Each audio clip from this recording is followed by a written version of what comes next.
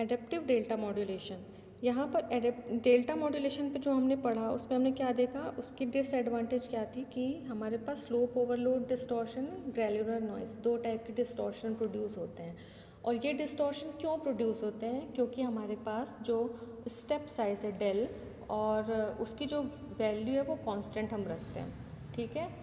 Constant value of del के कारण हमारे पास दो नॉइस जनरेट होती हैं, granular noise and slope overload distortion. इन दोनों डिस्टॉर्शन को सॉल्व करने के लिए अगर हम अपने स्टेप साइज डेल की वैल्यू को एडेप्टिव कर लें, मतलब अपनी रिक्वायरमेंट के हिसाब से हम उसकी डेल स्टेप साइज की वैल्यू को कम या ज़्यादा अगर करें, तो ऐसी स्कीम हमारी क्या कहलाएगी? Adaptive delta modulation. जैसा कि आप यहाँ पर देख रहे हो, यहाँ पर आप देखो हर एक पॉइंट पे जो डेल की वैल्यू है, जैसे अगर हम इस पॉइंट पे देखें, यहाँ पे अगर हम देखें तो डेल की वैल्यू डेल 1 से हम रिप्रेजेंट कर रहे हैं, और इस पॉइंट पे आप देखो इस वैल्यू को हम डेल 2 से रिप्रेजेंट कर रहे हैं, ठीक है।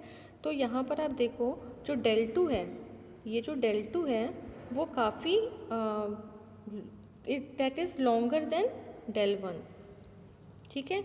और इसी तरीके से आप एक और पॉइंट पे देखो, इस पॉइंट पे अगर आप आओ, यहाँ पर आप देखो स्टेप साइज डेल, अगर हम इसको डेल 3 बोलते हैं, इस साइज़ को हम डेल 3 से अगर हम रिप्रेजेंट कर रहे हैं, तो डेल 3 की जो वैल्यू है, डेल 3 की वैल्यू डेल 2 के कंपैरिजन पे काफ़ी कम है, ठीक है।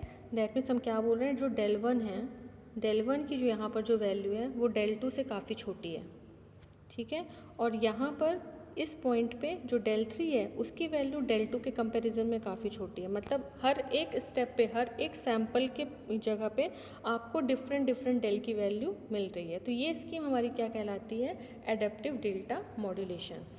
सो the first point, reason to use adaptive delta modulation to overcome the quantization error due to slope overload and granular noise. The step size del is made adaptive to variation in the input signal xt.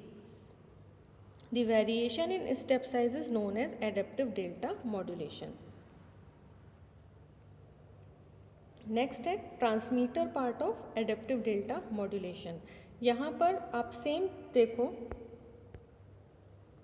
अगर हम इस logic को ना रखें, sorry, अगर हम इस logic को हटा दें, रिमूव कर दें, है ना, तो हमारे पास बाकी का जो रेस्ट एलिमेंट है ये पूरा आपका सेम है, किसके जैसा? आपके डेल्टा मॉड्यूलेशन जैसा, ठीक है। यहाँ पर ये जो लॉजिक हम एक यूज़ कर रहे हैं, ये लॉजिक सिर्फ हम इसलिए यूज़ कर रहे हैं कि हमको अपने जो स्टेप साइज़ है उसकी वैल्यू को इंक्रीज़ करना है और डिक्रीज़ करना है।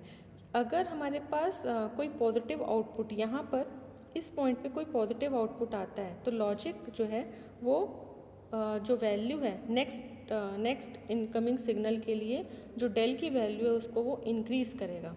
अगर यहाँ पर वैल्यू नेगेटिव आती है, इस पॉइंट पर अगर वैल्यू हमारी नेगेटिव आती है, तो नेक्स्ट सैम्पल के लिए जो डेल की वैल्यू है, स्टेप साइज की वैल्यू वो डिक्रीज़ होगी। तो सिंपल है इसका ट्रांसमीटर पार्ट। फर्स्ट है द स्टेप साइज इंक्रीजेज और decreases according to a specific rule depending on 1 bit quantizer output, ठीक है। जैसा भी हमने आपको बताया, यहाँ पर 1 बिट क्वांटाइजर का आउटपुट जो भी कैलकुलेट होगा, इस पॉइंट पे आउटपुट जो भी आ रहा है, प्लस आ रहा है या माइनस आ रहा है, उसके अकॉर्डिंग ये जो लॉजिक है वो अपना काम करता है। अगर यहाँ पर पॉजिटिव वैल्यू आ रही है तो लॉजिक नेक्स्ट वैल्यू के लिए स्टेप साइज को इंक्रीज़ करेगी, और अगर यहाँ पर 0 आ रहा है तो नेक्स्ट सैम्पल के लिए जो डेल की वैल्यू है वो डिक्रीज़ होगी। Next point, if 1 bit quantizer output is high और positive, the step size may be doubled for next sample. ध्यान रखना नेक्स्ट सैम्पल के लिए, ना कि प्रेजेंट सैम्पल के लिए। If the bit quantizer output is low और negative, the step size may be reduce to 1 sample. Next है इसका रिसीवर पार्ट। रिसीवर पार्ट में भी हम सेम लॉजिक यूज़ करेंगे, इसलिए हमने ये लॉजिक यूज़ किया हुआ है। So the ADM receiver have two portions. First portion produces the step size from each incoming bit.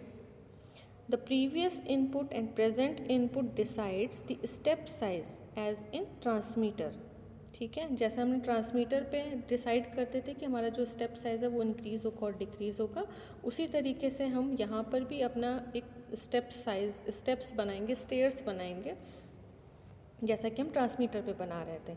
It is then applied to the accumulator which built up staircase wave form.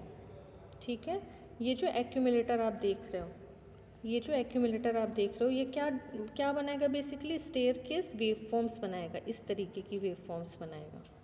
ठीक है, और last में ये जो लो pass filter आप देख रहे हो, ये लो पास फिल्टर क्या करेगा, ये जो हमारी वैल्यू आई है इनको स्मूथ करके हमारा आउटपुट जनरेट करेगा, जो कि एनालॉग वर्जन होगा। So the last point is the low pass filter then smoothen the staircase waveform to reconstruct the original signal. And the last is advantages. First, signal to noise ratio becomes better than delta modulation because of the reduction in slope overload and granular noise. Second, because of variable step size, the dynamic range of ADM is wider than the simple DM. Utilisation of bandwidth is better than DM. ये सारी advantages हैं किसकी, हमारी adaptive delta modulation की। तो total encoding की basically आप 4 schemes पढ़ चुके हो, 4 टाइप्स पढ़ चुके हो। First PCM pulse code modulation, second DPCM differential pulse code modulation, third DM delta modulation and last one is adaptive delta modulation.